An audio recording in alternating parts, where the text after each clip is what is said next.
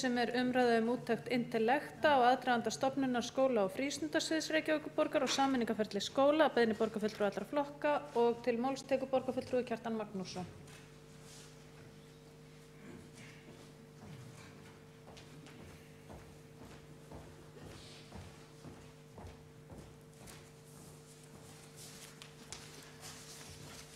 Forseti, ágætu borgarfulltrúar. Varla ofmælt að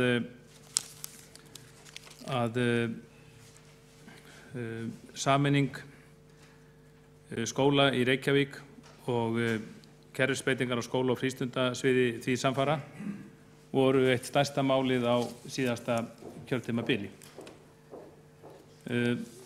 Mér fannst að vissu leyti fjarri því að þessi mál hefðu fengið umfjöllun við hæfi á sínum tíma, sérstaklega í ljósi þess að skólamálin eru að minnsta kosti útgjaldafrekasti málaflokkur borgarinnar og eiginlega einhver sá mikilvægasti. Mikilvægur út frá skólamálin, þetta kemur inn á allt, þetta eru félagsmál, þetta er íþróttamál, þetta er efnahagsmál. Þetta spannar allt okkar svið og umfangsmesti hlutin af okkar starfsemi, hann liggur í þessari lögbundinni þjónustu sem skólakerfið er. Og ég rakti það hér fyrir í dag. Nú má gjarnan minna forseta á að fyrr á fundinum þá gerði forseti sem stóð þá í ræðustóli, þá gerði hann hlé á ræðu sinni vegna þess að borgarfulltrúar voru að hvíslast á út í sal og væntanlega hlýtur forsetinn að ekki að gera greinarmun á því hvort að það eru borgarfulltrúar minnihlutans eða meirihlutans að hvíslast á eða hvað. Forseti, er ljúft og skylt að biðja borgarfulltrúa að hafa ró í salnum á meðan borgarfulltrúar tala. Og já, þetta er það stór og mikill málaflokkur.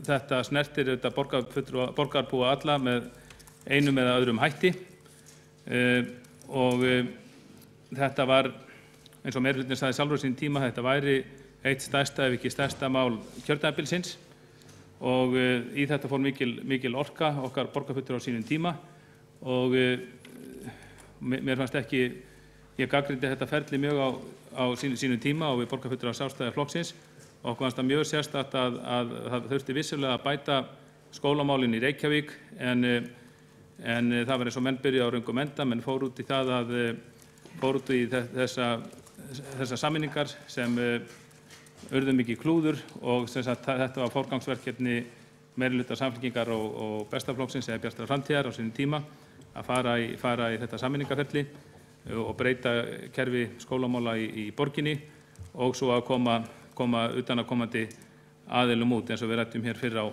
fundinum.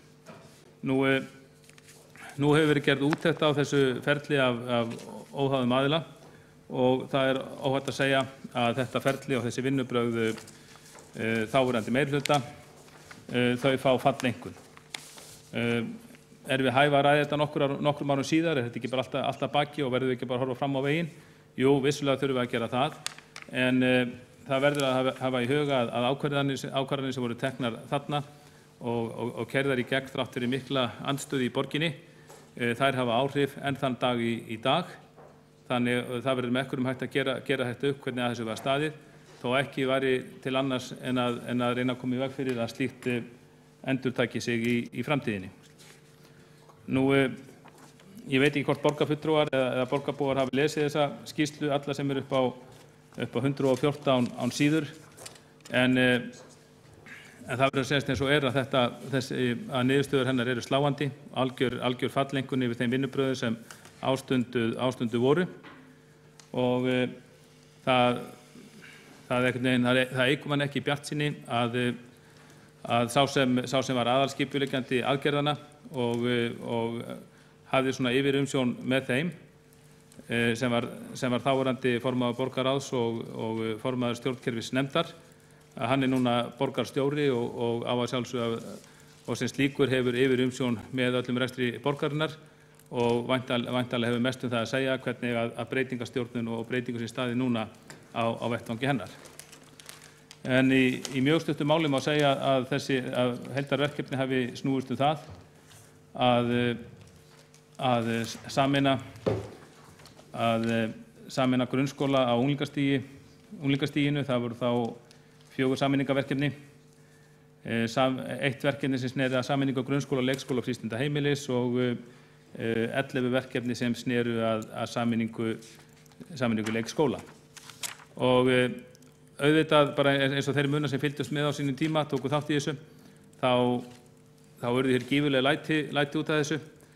Það söfnuðust á örfáum dögum að mig minnir 12.000 undirskriftir, auk þess sem vel flest samtök starfsmanna hjá borginni og kennara og foreldra vöruðu við því og snerist mjög gegn því hvernig að þessu var staðið.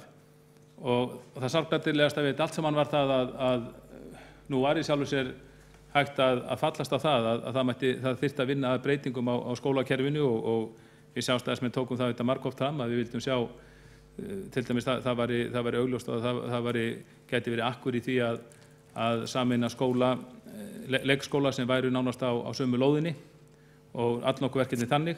Það má reynda geta þess að sameiningarverkefni voru þegar farin af stað á því kjörtímabili sem Sjálfstæðisflokkurinn var síðast í meirihluta, en það var staðið vel að því undir forystu Þorbergar Helgu Vigfúsdóttur, þáverandi formanns leikskólaráðs, og þau verkefni voru unnin með starfsfólki. Þannig að það var eiginlega enginn var við að það var gert í sátt. Og þannig hefði mátt halda áfram að vinna að málunum, sameina leikskóla sem var augljóslega hægt að sameina, en það hefði þá átt að gera það í sátt við starfsmenn og í rauninni með aðferðum starfsmannaveltunar, því að enda var þetta fyrirliggjandi að margir leikskólastjóra sem hefðu helgað Reykjavíkurborg kannski bestu ár starfsævi sinnar, ef ekki bara öll ár starfsævi sinnar. Það maður sá það að það væri komin nálagt starfslokum hjá mörgum þeirra.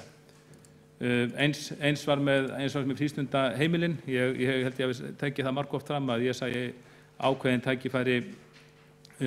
tækifæri með því að sameina þau skólunum eða stuðla meira samstarfi þar og þeim tækifærum var því miður kasta fyrir róða í æðibundnu ganginu sem fylgdi þessari sameiningu.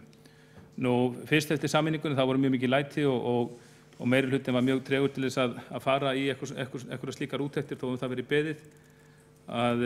En það var loks gert á síðasta ári og þetta var unnið eins og segir í skýrslunni af intellekta áhugaðum aðila á tímabilinu júlí til október 2014. Þegar maður les skýrsluna þá það í rauninni bara staðfesting á því sem að taldi sig hafa orðið áskynja við borgarfulltrúa Sjálfstæðisflokksins.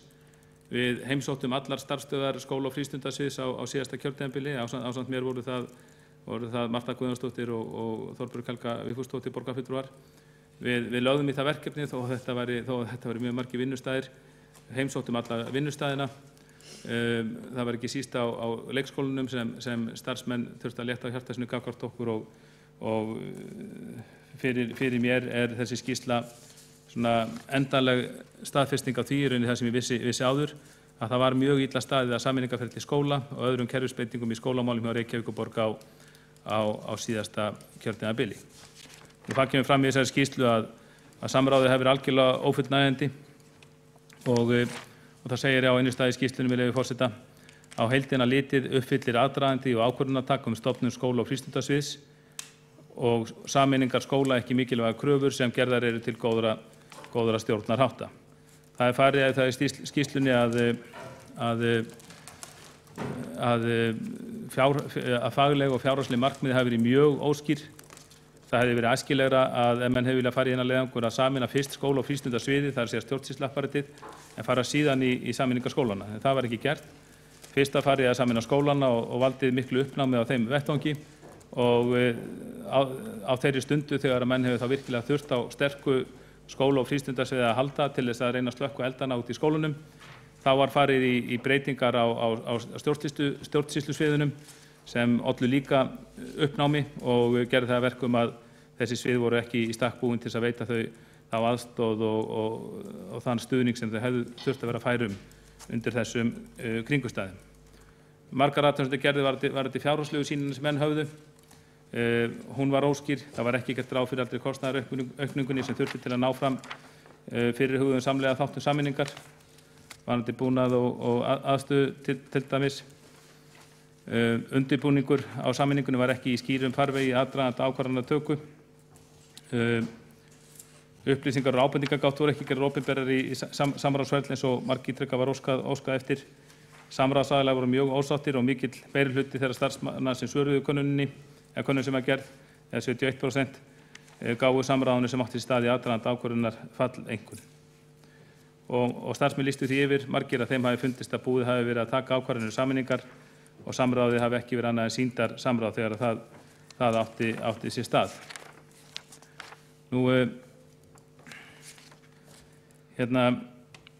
Nú kemur fram að meirihluti starfsmanna telja að sameiningin hafi ekki skilað faglegum árangri svo sýnt þykir.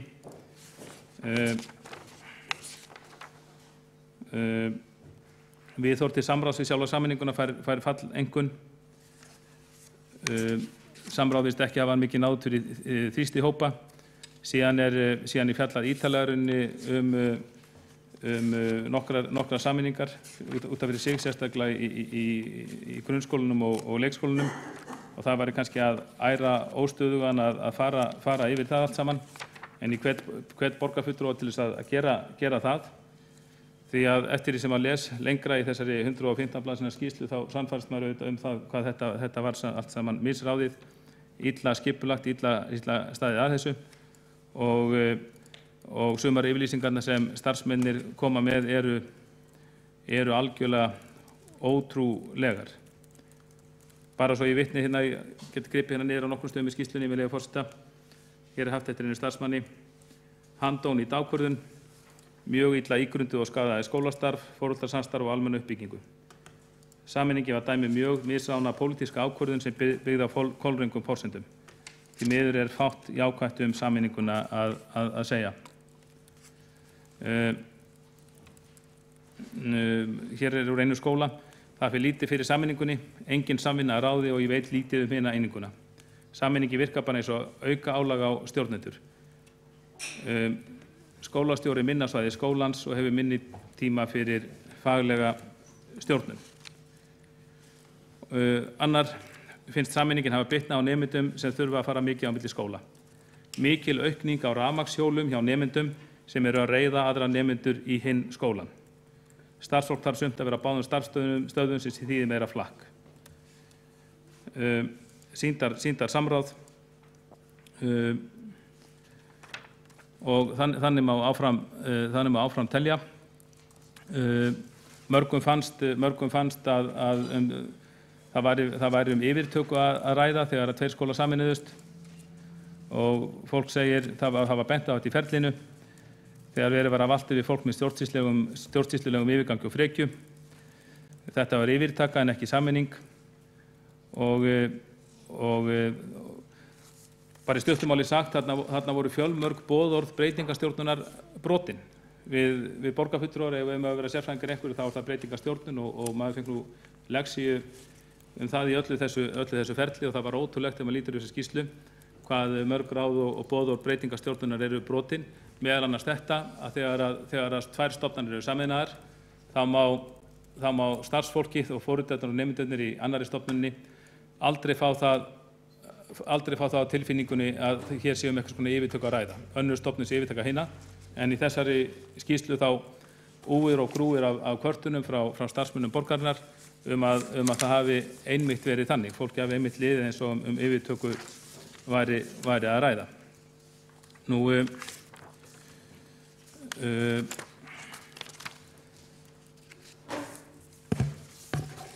svo nú það, og þarna var unnið að mínu viti mikill tjón á skólastarfi í Reykjavík, ekki síst í leikskólanum, þar sem dyggir starfsmenn borgarinnar í áratugi fengu reisupassan. Góðar konur sem hefðu unnið fyrir okkur kannski jafnvel dæmi allt sitt líf. Þeim var sagt upp á forsendum þess að það væri verið að minnka stjórnunarkostnað, og þá veltum við fyrir sér, voru þetta einhverjir ráðsettir forstjórar inn á skrifstofum, sitjandi í leðurstólum, reykjandi vindla. Nei, það var ekki svo. Þetta voru yfirleitt leikskólastjórnendur á litlum leikskólum sem gengu í öll störf, gáfu börnunum mat, skiptum bleiur og svo framvegis. Þetta voru stjórnendur á gólfinu sem var sagt upp. Þar hefði svo auðveldlega mátt standa þess öðru vísi, hagraða smá saman með starfsmannaveltu eins og Sjálfstæðisflokkurinn og Framsóknarflokkurinn meirihluti þessara flokka var byrjaðar á sínum tíma. Nú,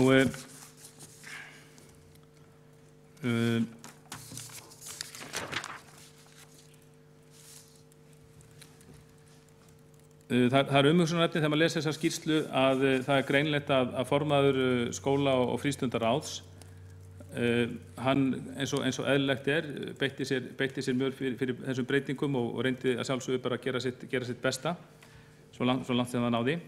En það er athyglisvert þegar maður les hvernig svona upplýsingagjöf var háttað, að upplýsingagjöf það voru margir fundir haldnir með toppembættismönnum ásamt formanni skóla- og frístundaráðs. Við hins sem sátum í skóla- og frístundaráði, við vissum ekkert af mörgum þessara funda. Vissum ekki af þeim.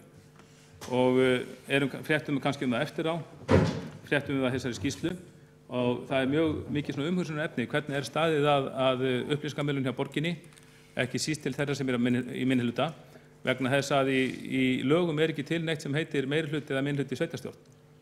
Þetta er fjölskipað stjórnvald og það ber að veita öllum upplýsingarnar jafnt. Það er ekkert sem segir og ég hef ekki fundið neitt hjá borginni sem segir að til dæmis formenn nefnda eigi sjálfkrafa að fá aðgang að fleiri fundum heldur en þeir sem sitja í minnihluta eða bara aðrir sem eru í nefndinni eða ráðinu. Og þarna var verið að staðið fyrir umfangsmiklu breytingum og það var augljóst að formaður skóla- og frístundaráðs eins ágætt að hún nú var, hún hafði aðgang að miklu meiri upplýsingum heldur en við sögðum í minnihlutanum, sem gerði okkur auðvitað erfitt fyrir þegar að koma að ákvarðanatöku í þessum málum. Nú, það var alveg greinilegt að þessar breytingar þær fóru eftir pólitískri stundatöflu meirihluta Samfylkingar og Bjartrar framtíðar í borginni. Við heyrðum það fljótlega, það var mikill asi á málinu. Starfshópurinn var skipaður að fekk erindisbréf sitt í nóvember þegar fjárhagsáætlun ársins 2011 var að loka stigi. Það var Sjálfstæðisflokkurinn hafði fulltrúa í þessum hópi, sá fulltrúi bað margvíslegar upplýsingar en fékk þar ekki eða fékk þar mjög seint og hann fann það algjörlega að það var búið að taka allar ákvarðanir. Svo heyrði maður það smá saman, svo maður segir það í borgarstofnun, maður heyrði það smá saman hjá fulltrúum meirihlutans að þeir höfðu tekið það ákvörðun í sínum ranni að það yrði að klára máli vorið 2011. Það yrði að spila kjörtímabilið þannig að allar erfiðar ákvarðanir yrði að taka á fyrsta ári kjörtímabilsins því að síðan yrði hinn 3 árin færið þá að vinna úr þeim ákvörðunum og gera þetta allt gott þess að ganga sterkari til kosninga 2014. Þegar að menn sáu hvað máli var illa unnið og við í minnihlutanum og fulltrúar starfsmanna og fleiri óskuðu eftir því að það er lengri tími notaður til samráðs, lengri tími notaður til undirbúnings og framvegis, þá var það algjört tabú hjá meirihlutanum. Það varð að klára málið ekki seinna en í apríl 2011 til þess að þetta næði ekki inn á annað ár kjörtímabilsins. Þetta var bara hrein pólitík og kannski einn hluti skýringarinn af því hvernig fór. Nú, mér finnst athyglisvert að þegar þessi skýrsla kemst í blöðin síðastliðinn laugardag þá reynir sá sem kannski ber mest ábyrgð á þessu klúðröllu saman, Dagur B. Eggertsson sem er nú borgarstjóri Reykjavík. Hann reynir að réttlæta klúðrið, þetta risavaxna klúður, með því að kenna Sjálfstæðisflokknum Og það er bara ágætt, við Sjálfstæðismenn höfum breytt bak og getum tekið okkur ýmislegt en að við tökum á okkur mál sem við börðumst gegn, það finnst mér nú svona full mikið af því góða verði að segja. Borgarstjóri lét sig sæma hann í blaðinu að fara með hrein ósannindi afstöðu Sjálfstæðisflokksins. Þetta var laugardaginn fyrir viku. Og ég beið nú í nokkra daga þá til að svara í greininni. Ég svaraði henni sem sagt viku síðar af því ég hugsaði að þetta verður svo augljós ósannindi að ræða að borgarstjórinn hann hlyti, sá sem vandur á virðingi sinni, hann hlyti að leiðrétta þetta. En hann gerði það ekki þannig að þessi orð standa. En bara svo það sé sagt hér í borgarstjórn, fyrir það sem ekki vita, Sjálfstæðisflokkurinn studdi aldrei þessar breytingar eins og ljóst má vera hverjum þeim sem fylgdist með umræðum að þeim á sínum tíma. Frá upphafi gerði okkar fulltrúi í starfshópnum athugasemdir við flaustursleg vinnubrögð og varaði við því að tillögur yrðu lagðar fram sameiningu einstakra skóla nema á grundvelli ítarlegra greiningar af faglegum og fjárhagslegum forsendum sem og að undangengnu samráði við foreldra, nemendur og starfsfólk borgarinnar. Ekki var orðið við ítrekuðum óskum okkar sjálfstæðismanna grundvallar upplýsingar í málinu fyrir tillögu meirihlutans hefur verið mótaðar.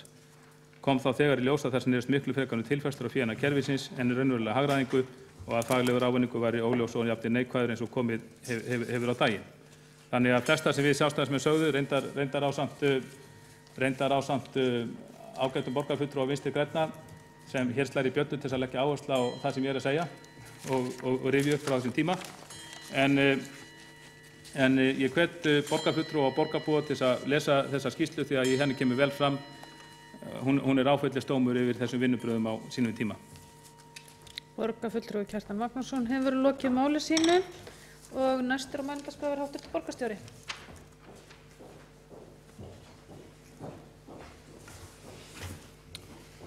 Forseti, ágæta borgarstjórn.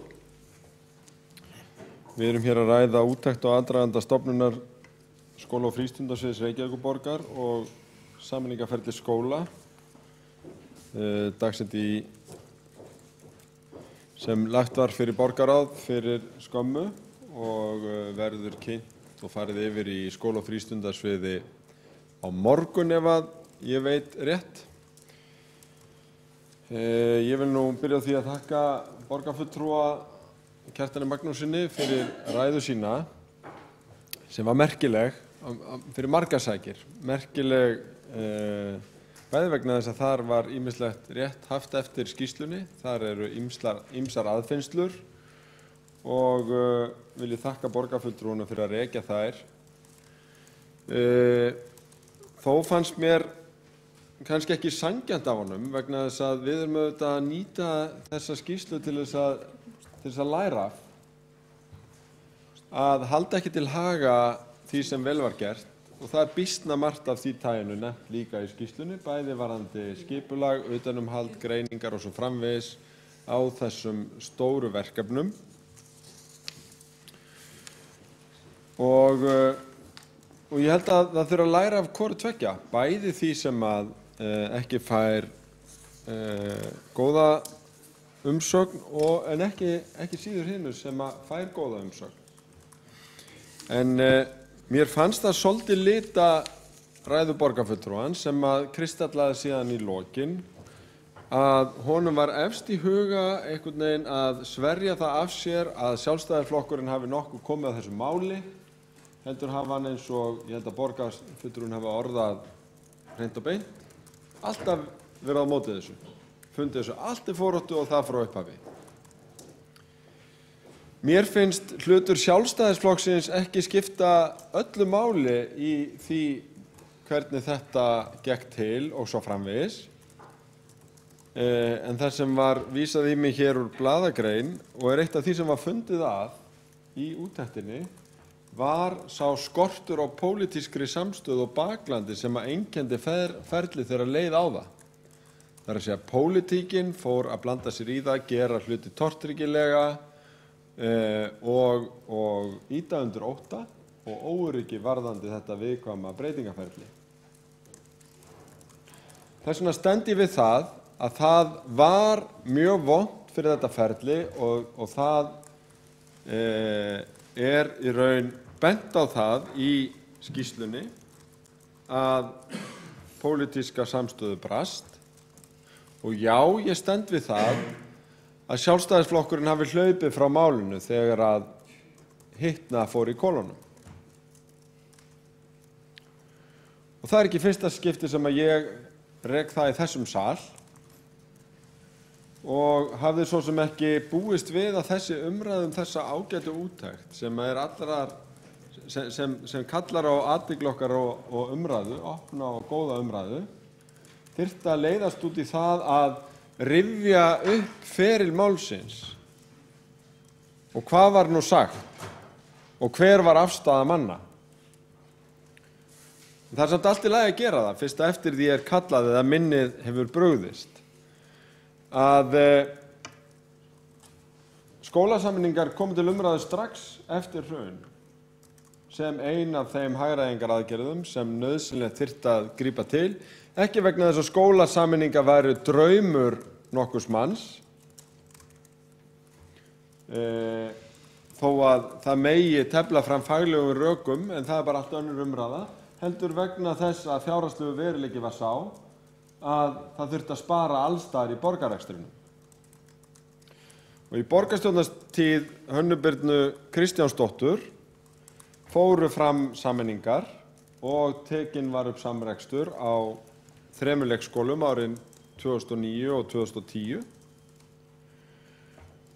Það var rætt í samráðshópi í tengslum við fjárhagsáætlun að fara í miklu róttækari sameiningarleiðangur sem við töldum að þyrfti bæði reynslu og tíma, þannig að það var fallið frá því, en enga síður setti meirihluti Sjálfstæðisflokks og Framsóknarflokks inn í starfsáætlun leikskólasviðs 2009 að hvetja skuli til samreksturs leikskóla og í starfsáætlunni 2010 sem sami meirihluti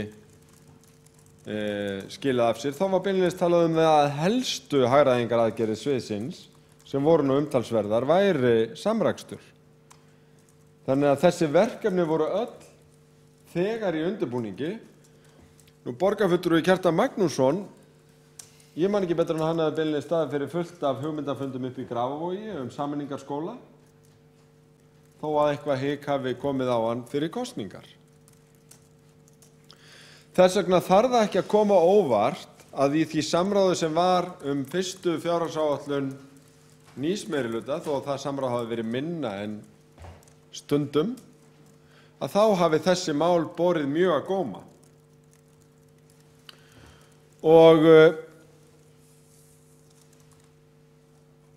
þegar að hópurinn var settur saman, þar að segja verkefnisstjórnin, að þá voru þar ekki bara fulltrúar meirihlutans eða bara formaður menntaráðs eins og það hét þá, eins og borgarfulltrúi lét að liggja, heldur líka fulltrúi Sjálfstæðisflokksins. Þorbjörg Helga Vigfúsdóttir borgarfulltrúi sem hafði talað mikið fyrir skólasameiningum. Og þegar að þetta mál komst fyrst á forsíðu blaðanna 30. nóvember 2010, ætli það hafi þá ekki verið forsíðan borgarfulltrúi Kjartan Magnússon það að meirihlutinn hyggist sameina skóla í stórum stíl en Sjálfstæðisflokkurinn sé algjörlega á móti, eins og skilja mátti ræðu borgarfulltrúans hér áðan. Nei, það var frétt með viðtali bæði við Oddnýju Sturludóttur, þáverandi formanns menntaráðs, það að þetta ætti að fara að skoða, og viðtali við Þorbjörgu Helgu Vigfúsdóttur borgarfulltrúa sem sagðist hlynnt hugmyndunum, með leyfi forseta, við erum ánægð með að þessi tækifæri séu skoðuð í kjölinn.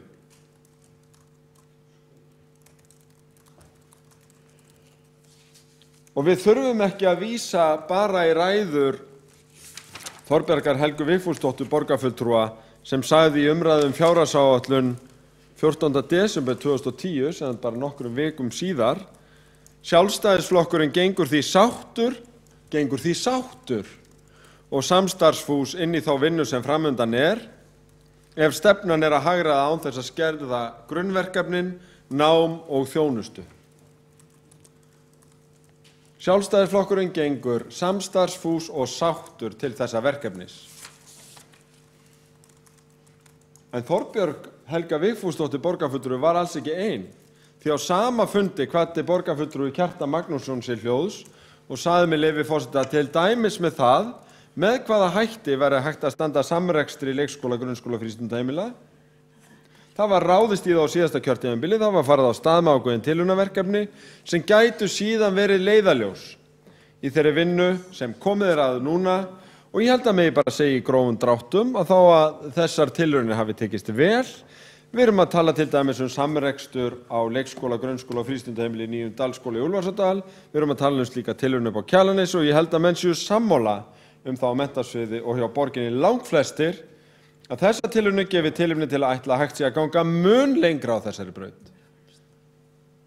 Tilvitnun lýkur, mun lengra á þessari braut.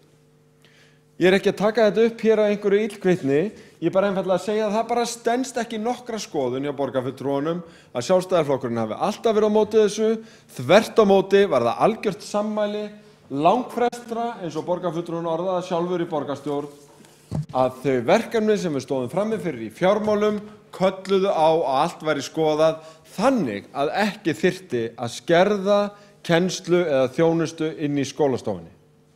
Við ætlum að spara í yfirstjórn. Og ekki bara í yfirstjórn skólana, heldur var samþykkt á sama fundi og þetta verkefni var farið af stað að skoða alla geira borgarkerfisins, sérstaklega varðandi sparnaði í yfirstjórn og það var gert.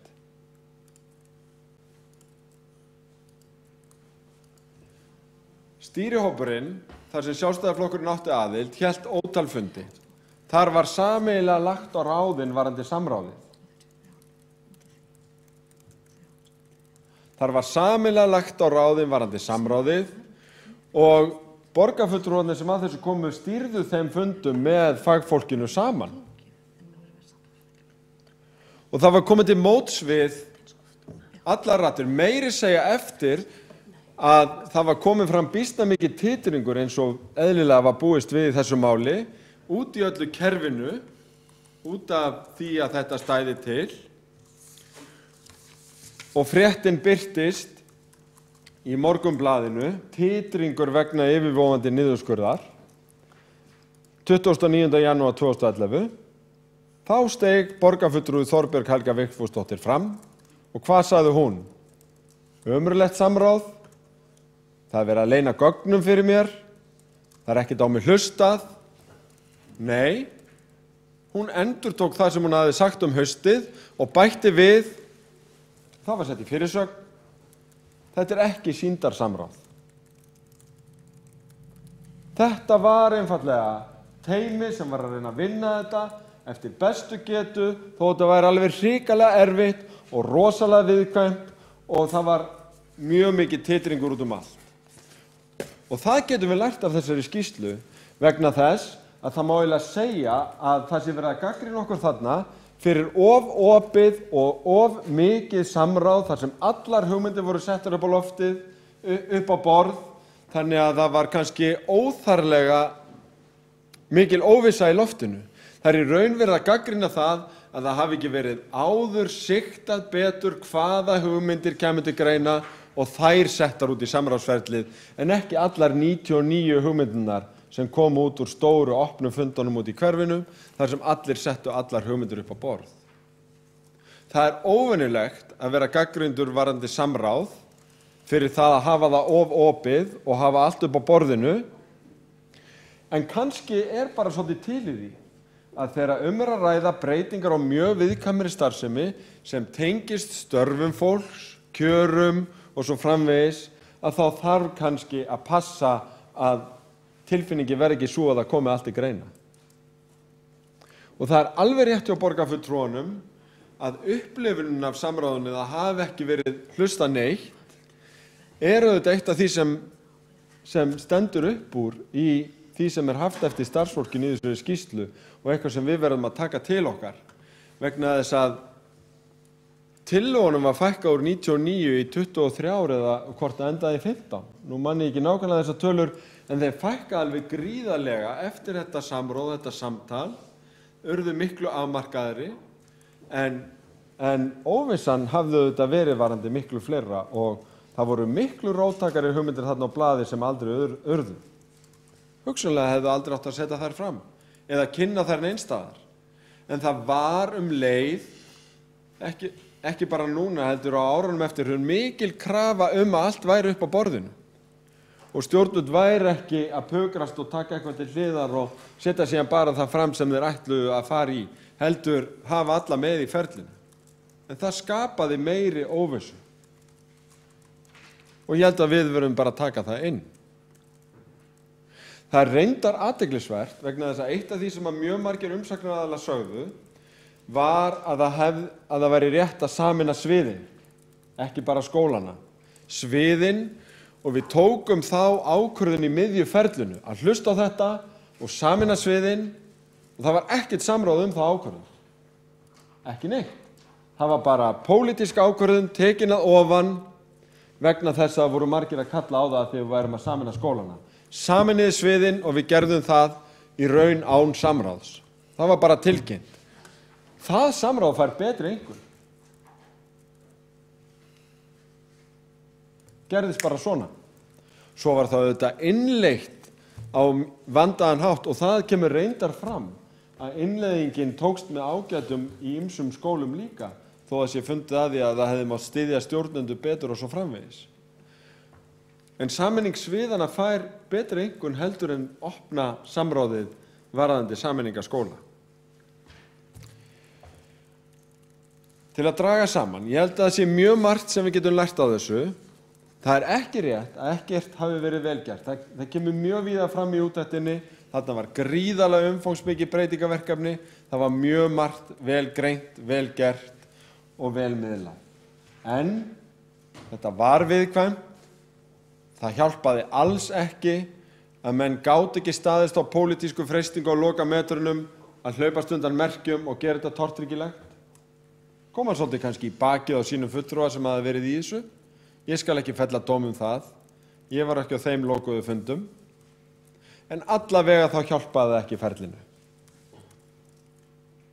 Og það hjálpaði heldur ekki að það var jafnvel látið að því liggja eða líta þannig út gagnvart fólki utan þessa salar, utan borgarstjórnar, að fjárhagslegu veruleiki borgarinnar væri þannig að við getum bara valið hvort við værum yfirleitt í sparnaðaraðgerðum. Já. En það var ekki þannig. Valið stóð á milli þess hvort við ætluðum að standa vörð kennsluna, þjónustuna inn í skólastofunum og spara í yfirstjórninni, og við völdum að standa vörð kennsluna og þjónustuna við börnin. Og þetta var ekki einfalt. Og það er alveg hárrétt að það er eiginlega ekkert sem er viðkvæmara eða erfiðara í borgarrekstrinum eða í ákvörðunum en að taka ákvörðun sem varða starf og kjör góðs starfsfólks í mikilvægum stofnunum sem hafa staðið sig vel.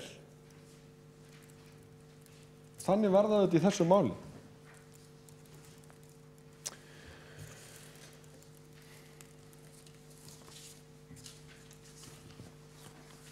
En ég vonast til þess að þessi úttekt fái málefnalega og góða umfjöllun í skóla- og frístundaráði og í TR,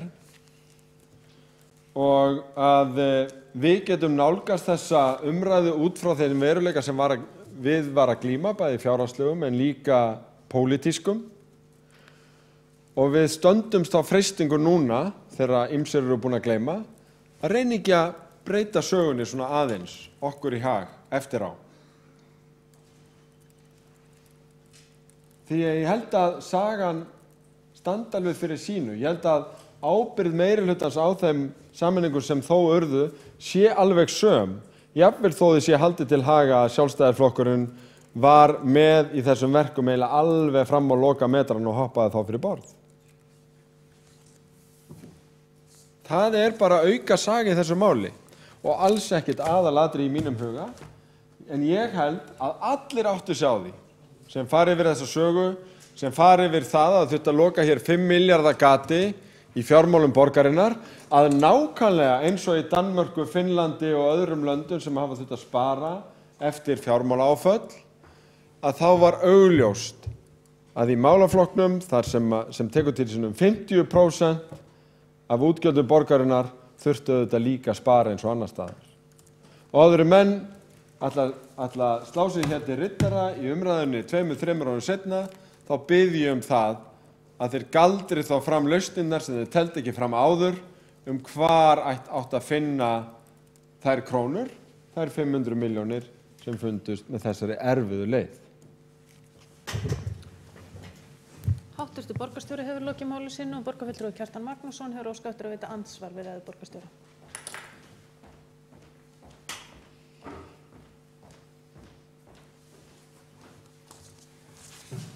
Forseti, góðir borgarfulltrúar. Það má segja að ef Dagur Bjarkesson borgarstjóri hefur náð fimi í einhverri breytingastjórnun, þá er það breytingastjórnun sögunar. Það er ótrúlegt að hann skuli vera að saka aðrum að breyta sögunni þegar við erum með plagg af vísu langt sem fáir hafa lesið sem sýnir þetta svart á hvítu. Borgarstjórinn er að stilla sig einhvern veginn upp þannig að eins og hann hafi verið ásamt einhvernum fulltrúum Sjálfstæðisflokksins að vinna af heilindum að einhverjum ákveðnum breytingum. Sjálfstæðisflokkurinn hafi hálfpartinn bara plataðan í einhverja gildru, snúið við á lokametrunum og eitthvað slíkt. Það er þetta fjarri sanni, ég fjallaði kannski það í betri ræðu minni hér á eftir, hér er knappur tími í andsvör, en þetta er auðvitað fjarri öllum sanni. Sjálfstæðisflokkurinn að sjálfsögðu tók þátt í þessari vinnu, var áfram það að halda áfram á sömu braut eins og Sjálfstæðisflokkurinn hafi gert með góðum árangri árin 2008 til 2010. Og borgarstjórinn nefnir einmitt dæmi sameiningu sem Sjálfstæðisflokkurinn stóð að, nokkuð verkefni sem tókust vel. Það má segja að við sem í miðju eins verkefnisins þegar að Tjarnaborg og Öldukot, tveir litli leikskólar í Vesturbæ Reykjavíkur voru sameinaðir. Ráðhúsið er svona á milli þeirra. En þar var sameinað með starfsmannaveltunni. Þar var sameinað með góðu samráði við foreldra og starfsmenn. Og það tókst. En í stað þess að nota þessi verkefni sem voru vel heppnuð og borgarstjóri nefndi réttilega eins og Dalskóla og Kleibergsskóla á Kjalarnesi, að þá voru allt aðrar aðferðir notaðar og það var miklu frekar að segja að við Sjálfstæðismenn höfum þá verið narraðir út í þessa vinnu, þessa vegferð meirihlutans sem var síðan mjög misheppnuð, en að sjálfsögðu öxluðu við ábyrgð með því að taka þátt í þessum starfshópi, lögðu þar gott í málana. En svo leið og okkur var ljóst að meirihlutinn ætlaði að nota allt aðrar aðferðir. Þá auðvitað vöruðum við því og tókum ekki þátt í þessu. Það er athyglisvert að borgarstjórinn nefndi 29. janúar. Áður höfðu við Sjálfstæðismenn tekið málið upp ásamt Vinstri grænum í menntaráði og vettvangi borgarstjórnar þar sem við gagnrýndum skort á samráði, þar sem við vöruðum við, þar sem óskum eftir að efnt til opinna kynningar og samráðsfunda endurskipulagninguna. Þannig höfðu við Sjálfstæðismenn og Framsóknarmenn staðið að verki þegar við vorum í meirihluta. Þess vegna tókst okkur að ná árangri í samvinnu við fólkið.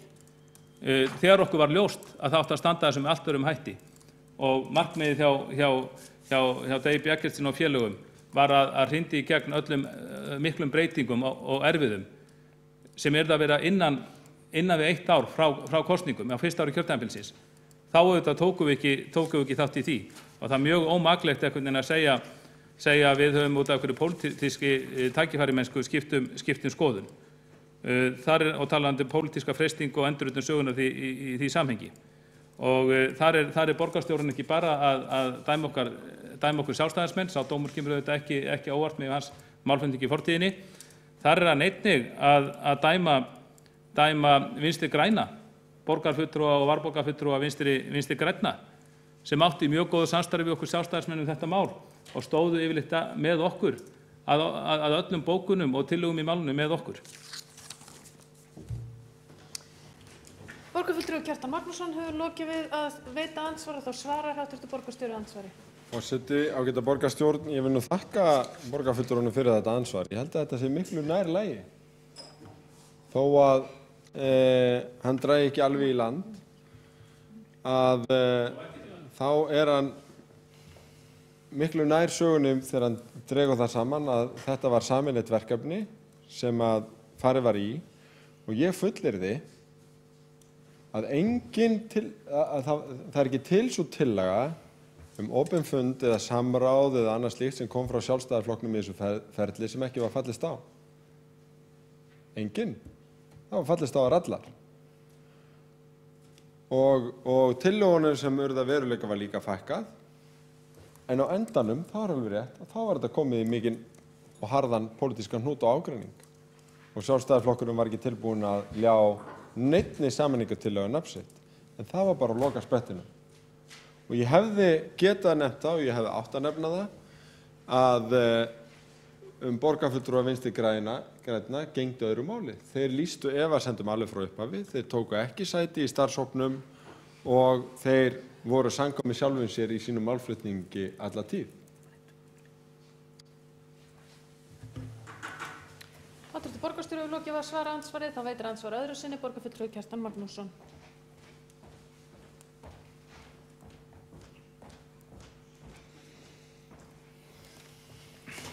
Forseti, ágætu borgarfulltrúar, í andsvari mínu þá dró ég ekki til land síður en svo. Ég reyndi bara að svara örfáum missögnum borgarstjóra. Auðvitað er rétt hjá honum að sameiginlegt verkefni að ræða.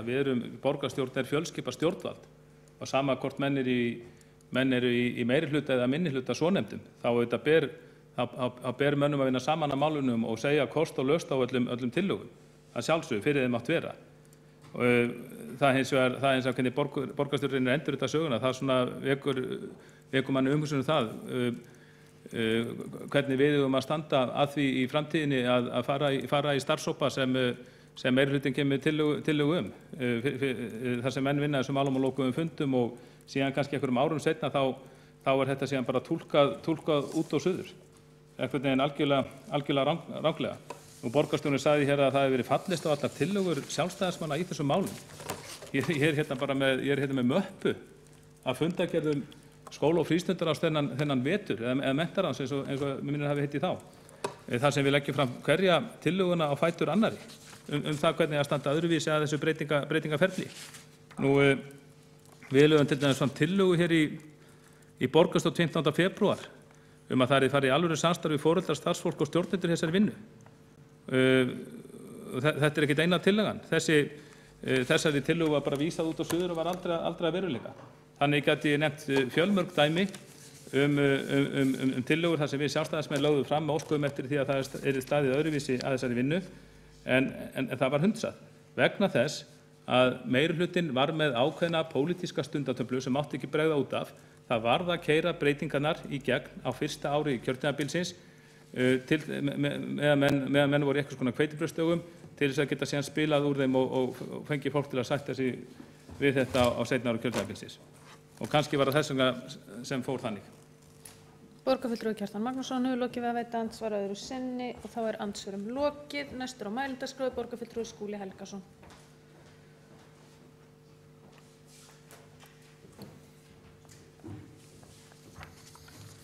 Forseti, ágætu borgarfulltrúa, við ræðum hér skýrslu Intellecta fyrir innri endurskoðun Reykjavíkurborgar aðdraganda stofnunar skóla- og frístundasviðs og sameiningar ferli skóla á árunum 2010 til 11.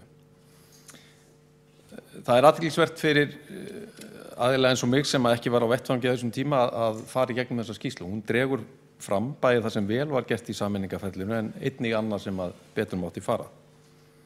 Það eru ýmsar ábendingar sem eru gagnlegar en síðan eru aðrar þar sem að deila má forsendurnar og niðurstöðurnar.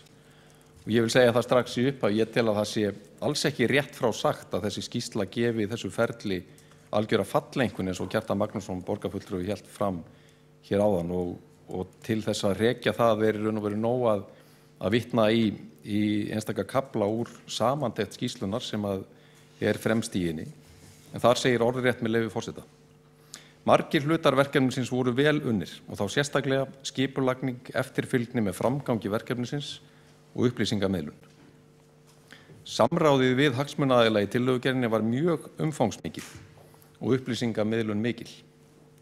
Ég held að það þurfi talsveit mikið hugmyndaflug til þess að gefa þessari lýsingu einhverjuna falleinkunn. Helstu veikleikarnir við framkvæmd verkefnisins voru í aðdraganda að stofnun skóla- og frístundasviðs og sameiningu skóla en tiltölulega gott skipulag við framkvæmd sameiningana í kjölfari gerði það að verkum að það tókst að klára framkvæmd verkefnisins þrátt fyrir veikleikana. Tilvitnun lýkur. Marga veikleikunum í þessu ferli má einmitt rekja til eðlis hins pólitíska umhverfis þar sem að erfitt er að sameina pólitískt bakland stór breytingaverkefni og það hefur verið vel rakið af borgarstjóra hér í þessari umræðu að Sjálfstæðisflokkurinn sem að átti sinn þátt í því að þetta ferli fer af stað snýst á lokametrónum gegn þessari vinnu þrátt fyrir að hafa tekið þátt í vinnu starfshópsins allan tíman og lagt þar ýmislegt til málana. Ég þekki auðvitað ekki ástæður þess að Sjálfstæðisflokkurinn beygði af leið á lokametrónum en það væri vissulega gagnlegt að fá skýringar á því hér í umræðinni í kvöld. Sýndarsamráð hefur verið nefnt. Það hefur verið talað það að samráð hafi verið meira í orði en á borði en það er óumdeilt að hugmyndunum var fækkað sameiningar var fækkað á samráðsferlinu úr 99 niður í 54 og síðar niður í 23.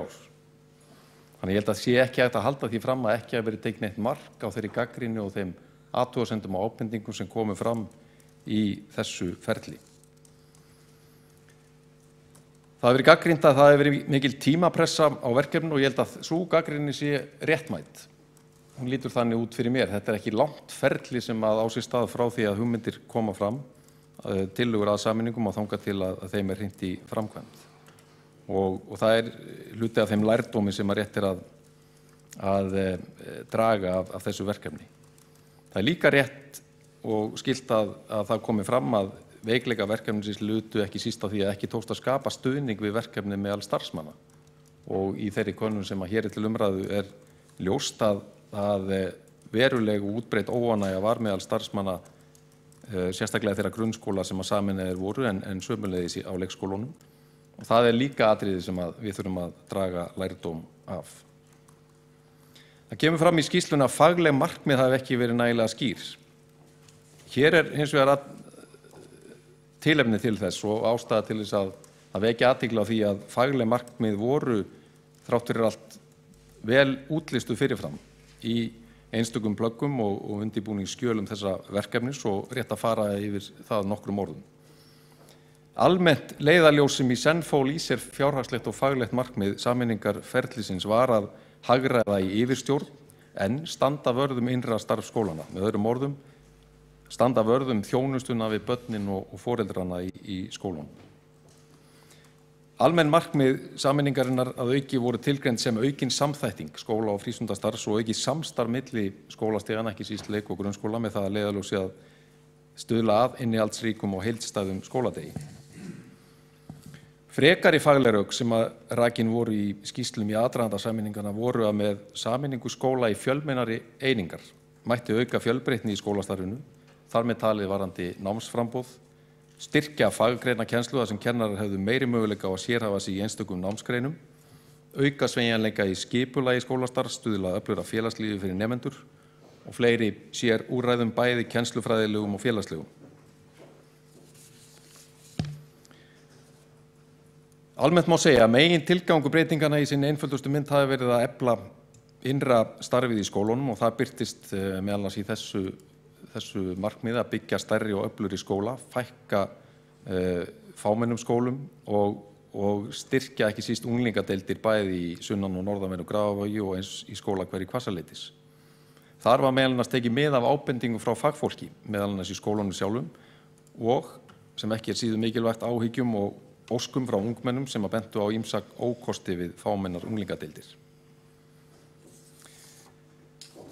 Ég vil aðeins vekja athygli á því og kannski dýpka þessa umræðu með því að vísa í gagnlega meistaraprófsritgerð þessar sömu breytingar sem að felur í sér bæði greiningu á skólasameiningum í Reykjavík en líka samanburð á skólasameiningum sem átti sér stað og stjórnkerfisbreytingum í þessum málaflokki fyrir norðan á Akureyri. Kristín Jóhannesdóttir ritar meistaraprófsritgerð í opinberri stjórnsýslu sem hún kallar undirbúningur stjórnkerfisbreytinga í skólum á Akureyri og í Reykjavík og birtist hausti 2012. Þar kemur meðal annars fram að eitt af sérkennum grunnskóla í Reykjavík á þessum tíma fyrir sameininguna hafi verið hve fámennir þeir voru. Og þegar að borin er saman stærð grunnskóla árið 2008 lendir borgin í næst neðsta sæti af 9 sveitarfélögum hvað þetta varðar að meðaltali voru 385 nemendur í hverjum grunnskóla í Reykjavík en til samanburðar 700 nemendur í Mosfellsbæ, 428 á Akureyri, svo nokkur tvö dæmi séu nefnd. Einungis í Garðabæ er hlutfallið lægra. Á sama hátt kemur fram í ritgerðinni að fjöldi barna í leikskólum í Reykjavíkurborg hafi verið hlutfallslega með þeim lægstu á landinu. Niðurstaða Kristínar er dregin saman í ályktanakafla ritgerðar hennar sem segir með leyfi forseta: á að heildina litið má segja að endurskoðunarferlið á Akureyri og í Reykjavík hafi verið metnaðarfullt og að reynt hafi verið að vanda til verka. Augljós vilji var til að afla sem víðtækastrar þekkingar og gagna í því skyni að taka upplýsta ákvörðun breytingar. Þótt ákvarðanir sem þessar séu pólitískar var leitast við að afla fagþekkingar og taka ákvarðanir út frá faglegum sjónarmiðum samhliða kostnaðarlegum. Tilvitnun lýkur. Á öðrum stað í sömu ritgerð segir: með leyfi forseta. Athygli vekur að þrátt fyrir að í Reykjavík hafi verið notast á skipulagðan hátt við aðferðir breytingastjórnunar sem fólu í sér mikið samráð, urðu mikil og neikvæð viðbrögð við hugmyndum sameiningar skóla bæði meðal starfsmanna og íbúa. Draga megi af þessu þá ályktun að þótt vandað sé til undirbúnings geti breytingar sem snerta þjónustu sem margir íbúa njóta leitt til mikillar andstöðu sem sveitarstjórnir verða að vera meðvitaðar í upphafi. Tilvitnun lýkur. Þetta umhugsunarvert og eitthvað sem við þurfum að velta fyrir okkur og læra af í framtíðinni. Niðurstöðurnar sýna með öðrum orðum að þó að við séum að nota réttar aðferðir við breytingastjórnun, gerum það með skipulögðum hætti, þá getum við ekki útilokað mikla andstöðu við breytingar bæði meðal starfsmanna og íbúa. Það niðurstaða Kristínar í hennar meistaraprófsrit gera markmið með sameiningum hafi verið skýr hjá báðum sveitarfélögum, bæði fjárhagsleg og markmið faglegan ávinning. Og í Reykjavík hafi sérstök áhersla verið lögð á það að virkja hagsmunaaðila við að skoða kosti og galla valkosta. Þar sem tillögur fóru allar til formlegrar umræðu á fundum rýnihópa þar sem leitast var við að greina ógnanir og tækifæri þeirra kosta sem lagðir voru til og rökstyðja síðan valið. Ég held að mikilvægast þegar við lesum þessa skýrslu sé að reyna að draga af henni lærdóm og þar eru ýmsar gagnlegar ábendingar eins og fyrr var nefnt sem við ættum að hafa í huga. Í fyrsta lagi þetta að við sameiningu stofnana eins og skóla sé farsælast að vera með fá en vel skilgreind sameiningaverkefni þar sem fagleg og fjárhagsleg markmið eru skýr og njóta almenn stuðnings. Í öðru lagi að gefa sér góðan tíma í umfangsmiklar sameiningar. Sameiningaverkefni í eðli sínu langtímaverkefni þar sem yfirleitt tekur mörg ár að ná fram ávinningi. Í þriðja lagi tryggja vandað og víðtækt samráð sem felur í sér að hlusta sig á ábendingar og tekið mark á gagnrýni. Þetta sannarlega deilt í þessu tilviki. Ég hef dregið fram rök fyrir því að samráðið hafi verið mikið og vitna beint í skýrsluna og reyndar sömuleiðis meistaraprófsritgerð Kristínar Jóhannesdóttur. Og það klárt að sameiningarkostum sem voru á borðinu í upphafi var fækkað rúmlega 75% í ferlinu. Fjórða og síðasta lagi mikilvægt að freista þess að ná pólitískri samstöðu sameiningaverkefni. Það skiptir sannarlega máli og leit ágætlega út lengi vel en eins og fram hefur komið í þessari umræðu þá sjáum við að það ekki á vísan að róa með pólitíska samstöðu jafnvel þó menn séu samferða í byrjun í því að ýta breytingaferlinu úr vör. Hver lærdómurinn af því? Ég hef ekki svör við því en það væri sannarlega forvitnilegt að rannsaka það sérstaklega hvers vegna fjaraði undan pólitískri samstöðu á lokametrónum í þessu ferli. Það hefur komið fram í máli borgarstjóra og má árétta það að það hefur verið reiknað út af fjármálasviði skóla- og frístundasviðs að þetta sameiningarferli hafi skilað fjárhagslegum ávinningu upp á ríflega 100 milljónir króna á hverju ári, 115 milljónir svo það sé nákvæmt eða nálægt 500 milljónum á 4 ára tímabili. Og eins og fram hefur komið var með sameiningunum lagður grundvöllur að öflugra innra starfi í fámennum leik- og grunnskólum í borginni með því að skapa stærri og fjölmennari skóla og leikskóla. En almennt gott og mikilvægt að fá óháða úttekt eins og þessa til þess að glöggva sig betur á þessu sameiningarferli sem að mjög skiptar skoðanir hafa verið Ég vil rétt í lokin láta þess getið að næsta skref auðvitað að leggja mat á það. Hvernig hefur til tekist með þá skóla sem voru sameinaðir í þessu ferli og á skóla- og frístundasviði undirbúningur reyndar hafinn að því að láta meta sameinaða leik- og grunnskóla og hefur þegar verið óskað eftir samstarfi við menntavísindasvið Háskólans samstarfið að undirbúa þetta mat. Stefnt að því núna þegar 3 ár liðin að mat á leikskólum fari fram síðar á þessu ári og á sameinuðum grunnskólum á fyrrihluta næsta árs. Ekki hefur verið tekin ákvörðun hver framkvæmir matið en auðvitað verður óháður aðili kallaður til þess verks. Ég læt þetta nægja frá mér þessa skýrslu. Ég fagna því að hún komin fram. Það má ýmislegt af henni læra og til þess var einmitt leikurinn gerður. Það borgarfulltrúi Skúli Helga lokið máli sínu og þá borgarfulltrúi Björn Blöndal næstur á mælendaskrá.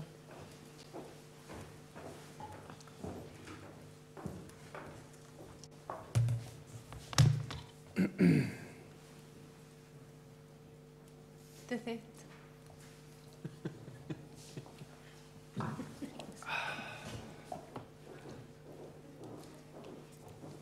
Forseti, ágætu borgarfulltrúar.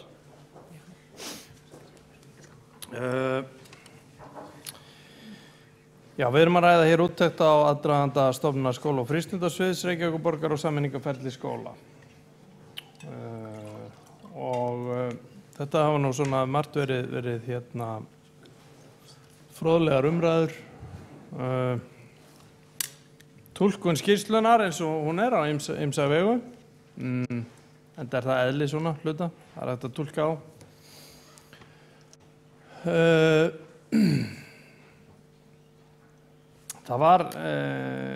Það kom hér fram í máli bæði borgarstjóra og borgarfulltrúa Skúla Helgasonar og ég held borgarfulltrúa Kjartans Magnússonar að það er eitt og annað í þessu ferli sem að hefði betur mátt fara og það er líka ýmislegt sem var vel gert. Eins og segir í mati intellekta, svo ég lesi það nú aftur, leyfi forseta, margir hluta verkefnisins voru vel unnir og þá sérstaklega skipulagning, eftirfylgni með framgangi verkefnisins og upplýsingamiðlun. En það voru veikleikar, með leyfi forseta, helstu veikleikarnir við framkvæmd verkefnisins voru í aðdraganda að stofnun skóla- og frístundasviðs og sameiningu skóla, en tiltölulega gott skipulag við framkvæmd sameininga í kjölfari gerði að verkum að tókst að klára framkvæmd verkefnisins þrátt fyrir veikleikana.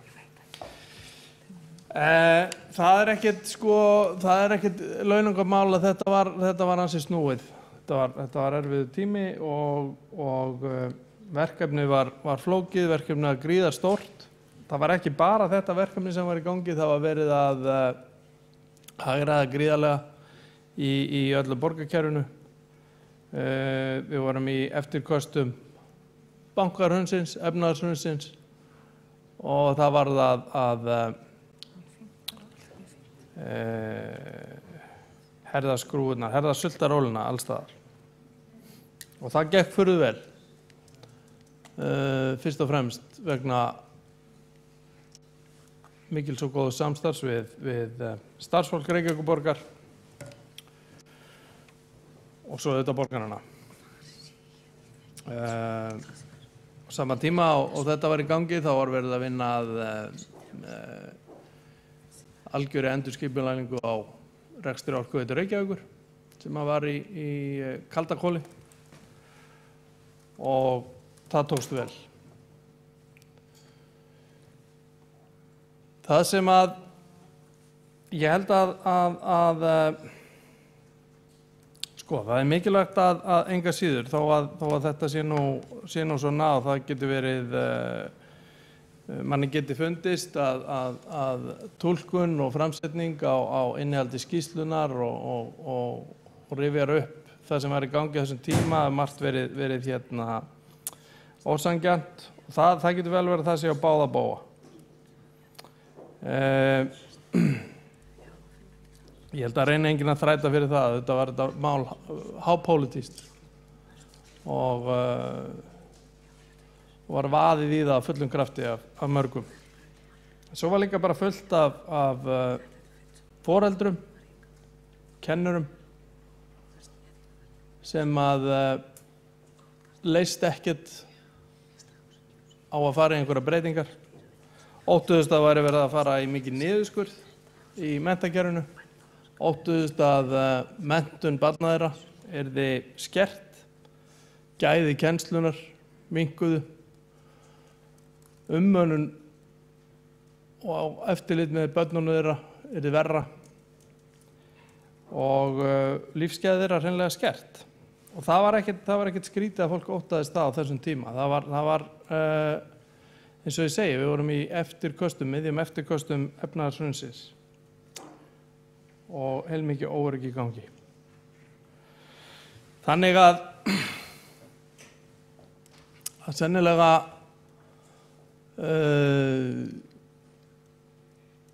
voru þessar aðgerðir, það má vel vera að þær hafi bara verið of umfangsmiklar og það hafi verið farið eins og borgarstjóri kom hér inn á, verið farið á stað með allt og margar tillögur, allt og margar hugmyndir og fyrir vikið skapaður allt og mikill órói sem að kannski hefði ekki þurft að gera ef að tillögunum hefði bara verið fækkað verulega áður en að farið út með þær. Ég veit það ekki, það er spurning. Í skýrslunni þá er ágætis svona töflur og ég hvet nú fólk til þess að kynna sér þessa skýrslu. Þetta er fróðleg lesning. En þar er auðvitað bent á ýmislegt sem að hefði betur mátt fara. Jafnvel talað það er svona kvarði í skýrslunni, árangursríkt, fullnægjandi, vandamál og alvarleg athugasemd og það er þó nokkuð alvarlegar athugasemdir. Og við sem að stóðum að þessu sameiningu, við verðum auðvitað að taka þær alvarlega. Það þýðir ekkert fyrir okkur frekar en aðra að stinga hausnum í sandinn. Ef að við gerum eitthvað sem að er ekki rétt, sem að mistekst, þá er að horfast í augu við það. Og það gerum við að sjálfsögðu. Það er kannski eitt sem að mér finnst stundum gleymast í þessu og það er það að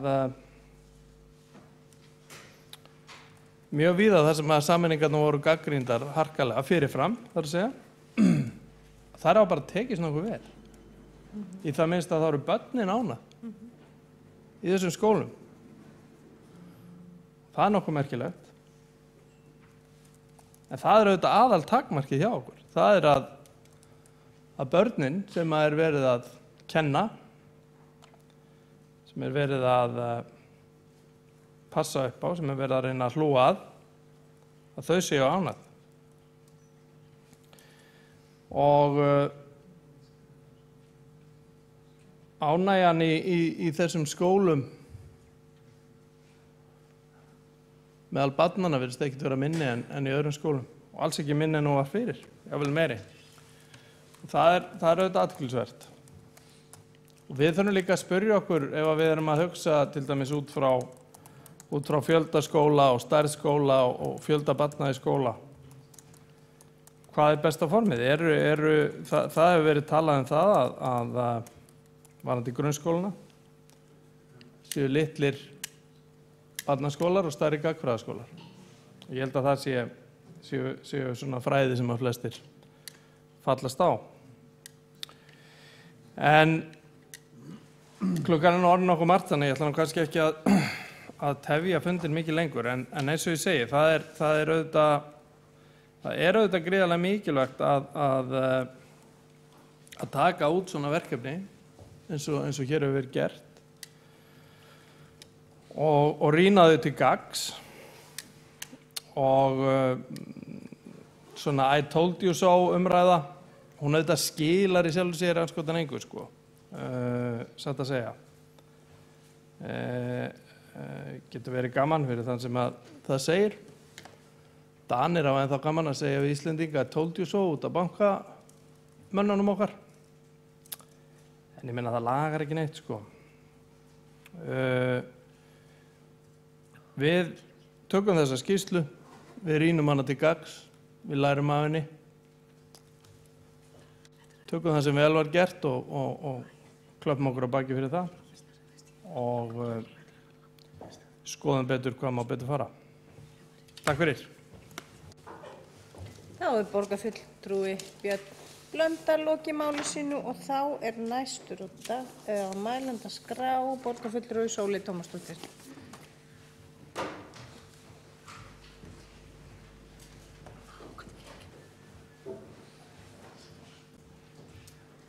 Forseti, góðir borgarfulltrúar.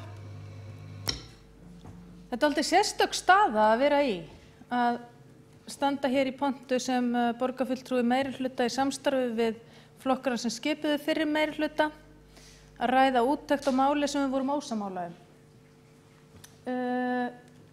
Ég gæti alveg farið hér með langa ræðu og ég gæti gert það líka prívat gagnvart þeim félögum mínum að taka einhverja told you so ræðu á fólk. Ég sé enga ástæðu til þess. Það sem að mig langar fyrst og fremst að segja hér eða það sem mig langar fyrst og fremst að gera hér að vitna í samstarfssáttmálann.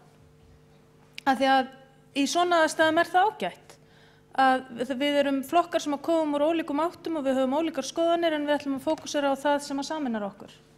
Og það er það sem við munum gera. Þessi skýrsla er eitthvað sem að sameinar okkur.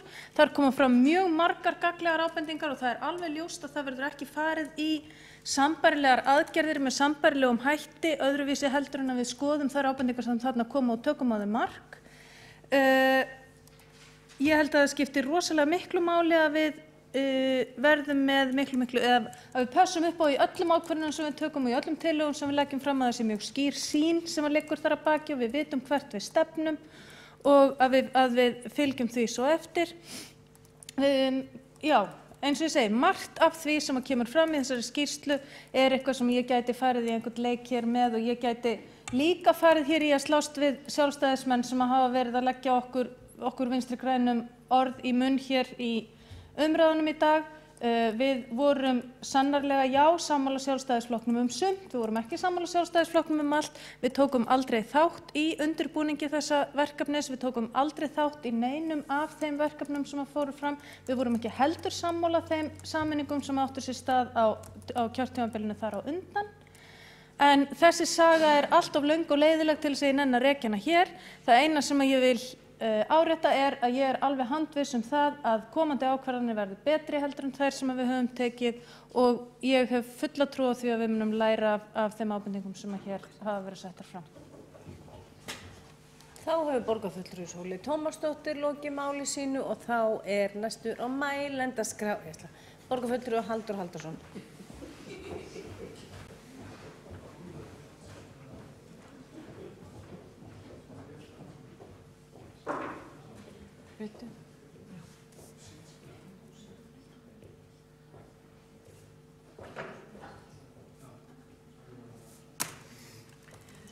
Já, forseti, góðir borgarfulltrúar.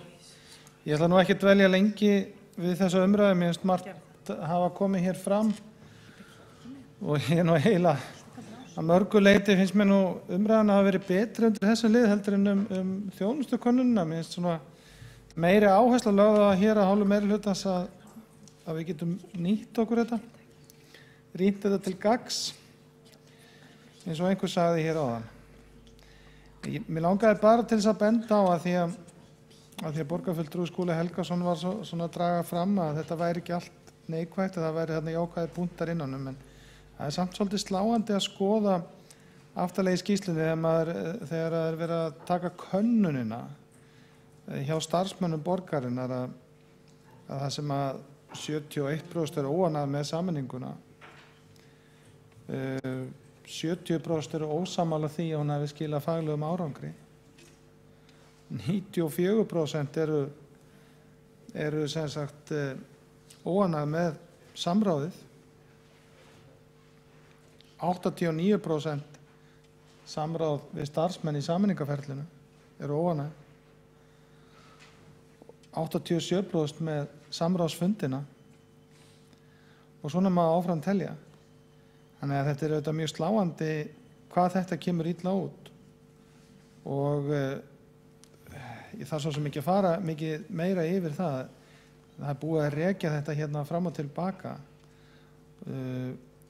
Þannig að langar bara til að segja að lokum að sem sagt það er þarna spurning ef þú værir að stjórna sameiningunni, hefur þú gert eitthvað öðruvísi? Og þá segja stjórnendur í þessari könnun 80% þeirra segja já við því og 67% starfsmanna að þeir hefði gert eitthvað öðruvísi ef þeir væri að stjórna þessari sameiningu. Þannig að klárlega er margt þarna að. Við vitum það alveg þegar við förum að stað í eitthvað svona sameiningamál að það er mjög ólíklegt að náast að full pólitísk samstaða.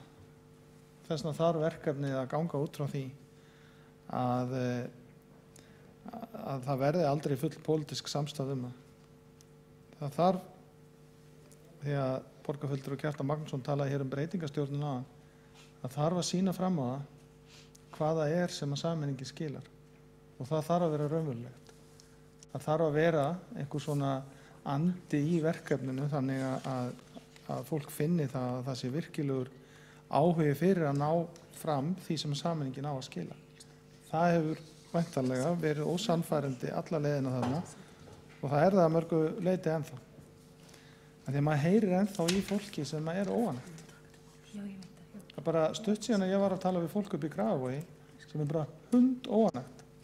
Það er ennþá svona reiði og gremja í fólki, það situr bara í fólkinu eftir þessi sameiningu sem segir manni það að það hefur margt misfarist í þessari vinnu. En gott að heyra, já ég túlkaði þannig, gott að heyra fulltrúa meirihlutans viðurkenna það miklu frekar að hér megi læra heldur en í þjónustukönnun Capacent, það sem að mér fannst að þetta var, að þjónustukönnunin sýndi nú bara að þetta væri epli og appelsínu borna saman og Reykvíkingar væri nú bara allt og kröfuharðir með aðra íbúa. Þannig að ég fagna því að ef að meirihlutin ætlar að nýta sér þessa skýrslu til þess að gera betur. Það var borgarfulltrúi Halldór Halldórsson lokið máli sínu og þá er borgarfulltrúi Halldór Auðar Svansson næstur og síðastur sýnist mér á mælendaskrá.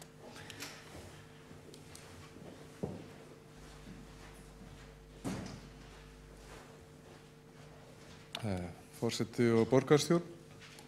Já, það er mjög gott að hafa svona skýrslu til að styðjast við hlutlaust og faglegt mat. Þarna eru líka sett fram með mjög skýrum og einföldum hætti nákvæmlega hvað fór úrskeiðis, hvað þarf að gera betur næst og hvað maður læra af þessu. Nú bý ég náttúrulega við þann lúxus og sá flokkur sem ég er í að við vorum ekki til staðar á þessum tíma þannig að við höfum ekki þessa fortíð til að takast á ættum að geta nálgast þetta bara með okkar fersku augum og ég tek þar undir með borgarfulltrúa Sóley Tómasdóttur að meginmálið hlýtur að vera að horfa fram á viðurkenna það sem úrskeiðis fór og að aðalatriði sé ekki hver ber ábyrgð á hverju heldur hvað næst. Borgarfulltrúinn sem að hóf hér þessa umræðu Kjartan Magnússon notaði hugtak sem að ég kannast við sem að er breytingastjórnun og það er náttúrulega nákvæmlega það sem þetta snýst Þarna var verið að reyna að hagræða á erfiðum tímum og kannski ýta hlutum í gegn frekar hratt og í það sem að fólk bjó við óvissu sína framtíð og þarna misfórst meðal annars greinilega að hafa samráðsferli nú skýr og það skilaði sér og sem leiddi bara til óánægju. Það er það sem gerist þegar samráðið er ekki skýrt. Samráðið er aðferðafræði, það eru ferli og þess vegna erum við núna með hið nýja stjórnkerfis- og lýðræðisráð og núna erindreka sérstakan gagnsæðis- og samráð sem að núna hefur tekið til starfa. Þetta er náttúrulega held ég eitt stærsta málið sem á læra af hvað varðar mistök ef við ætlum að fara í því að horfa aftur til fortíðar og sjá af því sem rangt var gert hvað mætti gera rétt. Svo rifjast upp fyrir mér í þessu samhengi. Nú vil trú til að ég var að vinna hjá einum af þessum föllnu bönkum, Kaupþingi, í hruninu sjálfu. Það var árið 2008 þá fengum við allir starfsmenninir að gjöf frá bönkunum bók sem að hét Our Iceberg is Melting eða Ísjakinn okkar er að bráðna sem að var svona falleg saga mörgæs sem að bjóða á ísjaka á Suðurskautslandinu sem að var þess áskynja að ísjakinn var að bráðna og fyrsta verkefni hennar var að sannfæra allar hinnar mörgæsinar að ísjakinn var að bráðna, þetta væri vandamál og síðan þurftu þær allar að sameinast undir þessum erfiðu aðkallandi aðstæðum til hvaða aðgerða þyrfti að grípa og síðan útfæra þær. Og þetta er unni á breytingastjórnin í hnotskurn en nú veit ég ekki alveg af hverju hvort að tímasetningin var algjör tilviljun, hvort að þau voru af því að það sem okkur var sagt að þetta væri náttúrulega þetta snerti bara almenna breytingastjórnun af því að fyrirtækið væri að stækka og ýmislegt sem að þyrfti alltaf að huga því að breyta í rekstrinum, en hvort að það voru kaldhæðni örlagana eða hvort að þau vissi eitthvað meira en við hinn sem að gerði það að verkum að þarna mjög auðvelt að draga tengsla milli þeirra allverulegu breytinga sem að síðan urðu skömmu seinna. Það skal kannski látið ósagt. En sem sé, í stuttumáli, mér sýnist allir vera sammála það að þessi skýrsla það vel á henni byggjandi og á henni má draga ýmsan lærdóm og ég held að við ættum að geta sameinast það. Takk. Þá hefur borgarfulltrúi Halldór Auðar Svansson lokið máli sínu. Óskar borgarfulltrúin eftir að veita ansvar. Ég var ekki að horfa á það, ástu mín. Segð mér bara hvað vill. Hefur borgarfulltrúi óskar eftir að taka til máls? Borgarfulltrúin með hefðbundnum hætti óskar eftir því að fara að taka til máls. Já, gjöra svo vel. Ég vona að forsetinn þekki það.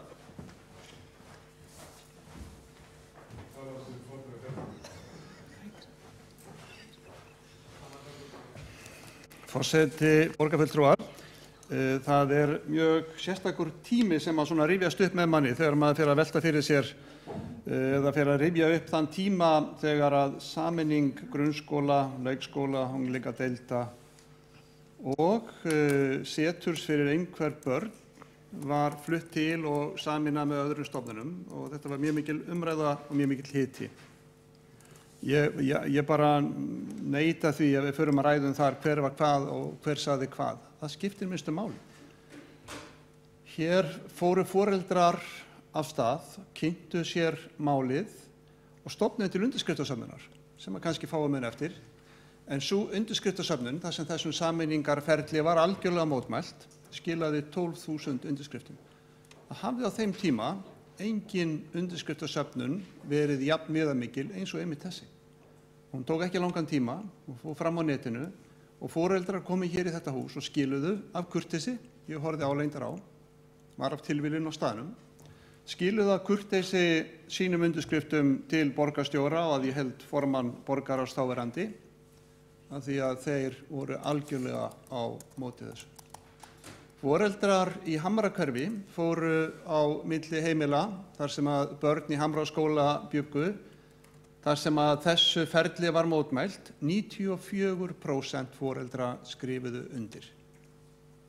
Hafði engin áhrif. Engin áhrif. Allir foreldra barna, einhverfra barna í Hamrasetri sem að flytja átti og flutt varð yfir í Foldaskóla mótmæltu flutningnum. Það var ekki hlustað. Það þótti ekki ástæða til. Það var haldinn fundur í Rimaskóla og ég ýki það ekki að fólk hreint og beint öskraði. Það var haldinn fundur í Breiðholtsskóla, í Hlíðaskóla, í Réttarholtsskóla. Ég var þarna alls þar, hlustaði á þetta, fylgdist með. Fólk var algjörlega á suðu punkti. Það hefði ekkert með það að gera hvar fólk var í pólitík, bara ekki neitt. En menn vilja bara lúta svo lágt að vera að setja allt í eitthvað slíkt samhengi, þá verður þeir ekki að skilja þetta. Þeir eru ekki að skilja heldur skýrsluna. 94% starfsmanna, sko, ekki foreldrar, þetta starfsmanna líka. Voru óanægð með þetta eins og kemur fram í skýrslinu og Halldór Halldórsson borgarfulltrúi fór yfir hérna rétt á. Þannig að þetta var mjög alvarlegur tími. Þetta svona tími þegar maður lesa þessa skýrslu, maður hugsaðar já, gott að einhver segir þetta, við vöruðum við þessu. Ætti ekki einhver að biðjast afsökunar? Ég geti best trúa því að það væri við hæfi. Það var erfitt að fá upplýsingar þetta. Við óskuðum eftir því að fá fjárhagslegt mat á því hvað mikið myndi sparast með þessum samningum. Við höfðum efasemdir að það myndi skipta einhverju máli. Það væri upphæðið sem skipta einhverju máli. Og það kom frá fjármálastjóra menntasviðs, samantekt á því og það sýndi það. Þetta var raunverulega, þetta var ekki skynsamleg aðgerð af því hún skilaði sára litlum sparnaði og hvað skeiði þá? Það var ekki hætt við. Nei, þá var þetta faglegur ávinningur. Og við sjáum það núna þegar við lesum skýrsluna að svo var ekki. Það mat þeirra sem á staðnum, sem þekkja þetta, sem fagfólkið, að faglegur ávinningur hafi verið, já, engin, nánast engin. Það kemur bara fram í skýrslunni. Þannig að þetta var svona að hlusta á þetta var alveg rosalega skrítið að hlusta á foreldra til dæmis upp í húsaskóla, það sem að ítrekað var spurt. Hér eru 94% undirskrifta. Hvað þarf margir, hvað þarf hátt hlutfall til að tekið sé mark á því sem við erum að segja? Það kom ekki svar og það var endurtekið og endurtekið, þannig var fundurinn. Þetta var auðvitað svaðilför, sko, og ég verð að viðurkenna það að ég bara kenndi brjóstum formann menntaráðs að ganga þennan veg og fara í gegnum þetta. Það bara leyndi sér ekki, það tók verulega á. Það bara þannig. En gat ekki svara þessari spurningum. Og þetta kannski eitthvað sem að stjórnkerfis- og lýðræðisráð, nema það heitir lýðræðis- og stjórnkerfisráð sem ég get aldrei muna, að það skoðu þetta nú til dæmis. Hvort það sé einhvers staðar eðlilegt að það sé eitthvað viðmið. Þannig að þegar það er svona lagt að staði svona, að það er hægt að segja við fólk, ok, ef 75% ykkar eru ekki sammála, þá auðvitað höldum við ekki áfram á þessari leið. En það var bara ekki þannig. Og það voru ekki bara foreldrar, heldur voru það líka fleiri sem að mótmæltu, bæði Samfok, og ég endurtek það, bæði Samfok, Samtök foreldra grunnskólabarna í Reykjavík, og Börnin okkar sendu tilkynningar til fjölmiðla þar sem ákvarðanir borgarráðs voru harmaðar og reglífa samtökin börnin.is og stjórnendur þeirra leikskóla sem að sendu til að sameina sendu einnig frá sér tilkynningar þar sem lagt var til að falli yrði frá slíkum sameiningar áformum. Þetta er ekkert með pólitík að gera. Þetta er bara með fólk að gera sem að veit meir þessa hluti, ég fullir það, veit meir þessa hluti heldur en til dæmis við, hér, borgarfulltrúar, sem eru þó þjónar þessa fólks og hefðum átt að hlusta. Og það segir skýrslan. Og mér finnst gott að heyra að sumir, því miður ekki allir, en sumir hér inni hafa sagt, já, þessi skýrsla segir okkur eitthvað og við þurfum að læra af því, við þurfum að taka það alvarlega. Og ég vona svo verði. Þá hefur borgarfulltrúi Júlíus Vífill Ingvarsson lokið máli sínu og þá er ekki fleiri borgarfulltrúi Kjartan Magnússon.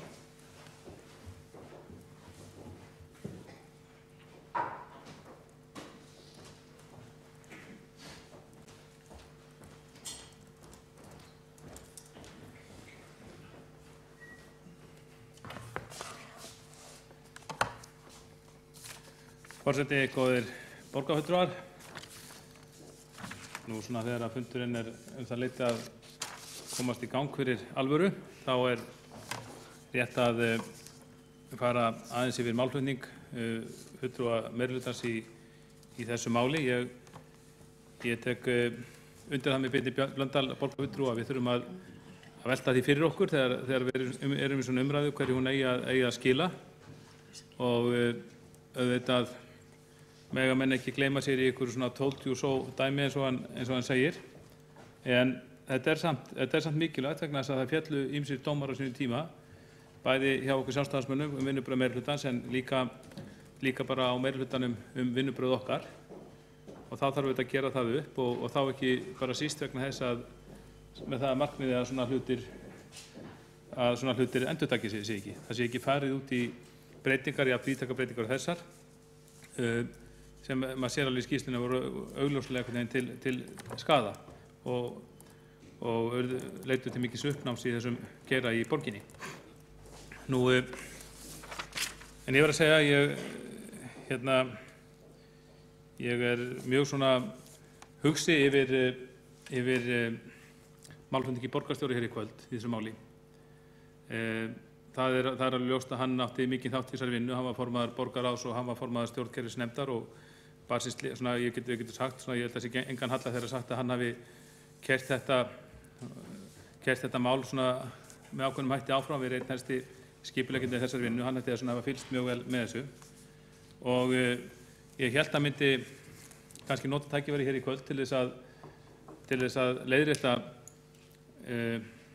alveg augljós ósannindi sem voru höfð eftir honum í Morgunblaðinu fyrir rúmlega viku í helgarblaðinu þar. Augljós ósannindi. Auðvitað getur auðvitað getur að hent mann og hefur alveg komið fyrir mig að segja eitthvað rangt. Þá reynir maður að leiðrétta það og maður ekkert minni maður fyrir það. Menn eru bara menna meiri ef það kemur þetta fyrir alla, þá misminnir eitthvað, þeir segja eitthvað, þeir fullir eitthvað og allir eiga rétt á leiðréttingu orða sinna.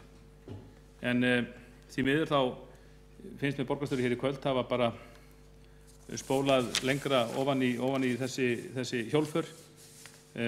Hann heldur því blákalt fram í þessari fréttaskýringu þar sem haft eftir honum. Hann heldur í blákalt fram að Sjálfstæðisflokkurinn hafi stutt sameiningarnar en síðan bara snúið við á síðustu metrunum eða breytt afstöðu sinni. Þetta er alveg augljós ósannindi. Ég hef rætt við áðan en samt vill hann ekki leiðrétta þetta, heldur setur hér bara langar útskýringar á því að þetta verið víst verið rétt hjá honum.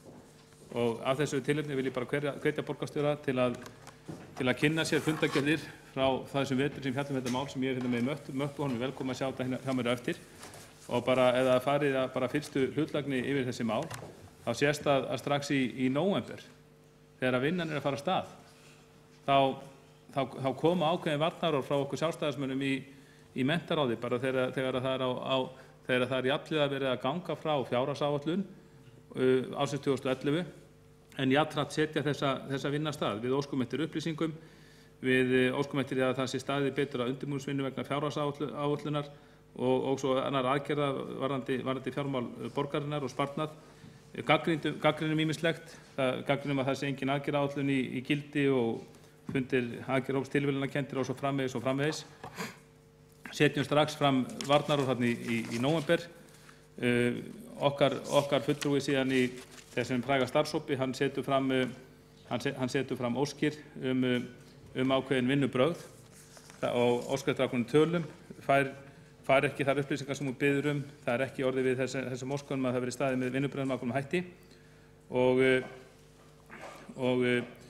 það er svo rangt þegar menn haldaði fram hver á fætur öðrum, bæði Dagur B. Eggertsson, borgarfulltrúi og Skúli Helgason, borgarfulltrúi, að Sjálfstæðisflokkurinn hafi snúist gegn vinnunni. Nei, Sjálfstæðisflokkurinn snerist ekki gegn vinnunni, hann snerist hins vegar af fullum krafti gegn vinnubrögðunum.